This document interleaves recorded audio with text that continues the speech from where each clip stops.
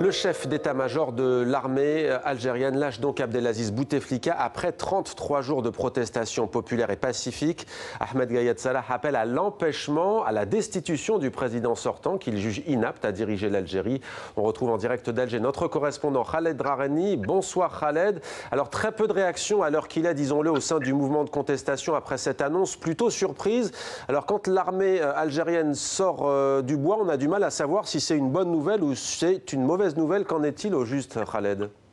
Tout à fait, Mohamed. C'est un véritable coup de tonnerre aujourd'hui qui a secoué la scène politique algérienne. On s'attendait à peut-être à une possible réaction de l'armée, mais après le 28 avril, c'est-à-dire date de la fin du quinquennat officiel du président Abdelaziz Bouteflika, on ne s'attendait pas à une réaction maintenant, le fait que l'armée décide d'invoquer l'article 102, il faut préciser que certains tenants de l'opposition ont de tout temps appelé l'armée à appliquer l'article 102 qui, avant la révision de la Constitution en 2016, était l'article 88.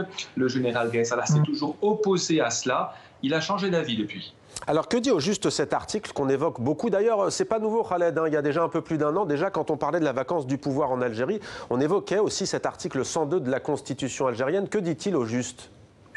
Alors cet article est clair, l'article 102 de la Constitution, il dit que le Conseil constitutionnel se réunit en cas d'inaptitude du président ou de maladie ou d'empêchement pour déclarer donc la vacance et l'empêchement et dans ce cas-là organiser des élections présidentielles anticipées. Et pendant cette période transitoire, c'est le président du Conseil de la Nation qui dirige le pays. J'ai parlé tout à l'heure avec quelques observateurs politiques qui voient dans cette action du chef d'état-major peut-être une manière aussi de saboter tous les scénarios de succession, tous les scénarios de transition qui étaient proposés par les tenants de l'opposition.